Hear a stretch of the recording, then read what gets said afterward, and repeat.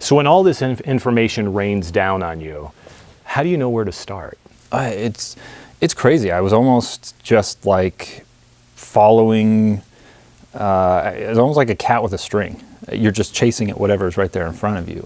Oh, that's interesting. Oh, this is very interesting. And it really took a lot of time before I started seeing how one piece of, like a clue, how one clue would lead to a result, and then that would bring up another clue, and you would follow that. When you started digging through all this material, were there a lot of wow moments for you? Non-stop wow moments. Reading the journals of Steve Powell turned my stomach on a daily basis. And the claims that the Powell family was making about Susan, especially after she disappeared, that had no basis in reality, constantly led me to exclaim to nobody but myself, how can you say that, right? Were you surprised by how many journals and video journals and audio recordings and things like that? I mean, a lot of times when we work on different investigations, you don't have that kind of stuff. Did that surprise you that so many things were documented by he and his father? It's nuts, the amount of recorded material. Steve Powell especially, with always carrying around this camcorder, shooting video clips of Susan. Any place that they went, if she was there, she was on camera.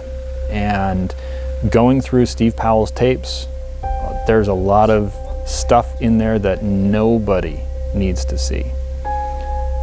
Likewise, Josh, with those audio journals, hours and hours of him talking about nothing. I've got a lot of Disney cartoons. So the task of sorting through all of that, looking for, what makes sense to include for our purposes telling a story, was kind of gargantuan, but also what an amazing opportunity from a storytelling point of view to share with people what Josh was thinking, what his dad was doing, by their own account.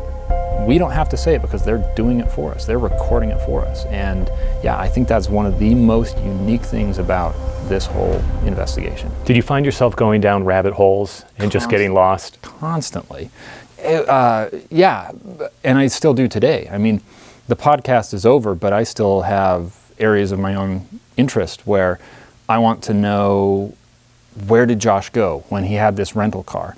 And so I will spend half a day looking at maps, analyzing, with the mileage that he had, could he have gone here and made it back within the time that he had available? What's your biggest takeaway from this whole process? The biggest takeaway for me is that just because someone's name is in the headlines for a day, for a week, for a month, even for maybe a couple of years, when that story fades out of the public consciousness, the people who were affected by that, they continue on, and they still have to carry that uncertainty, that pain forward through their daily lives.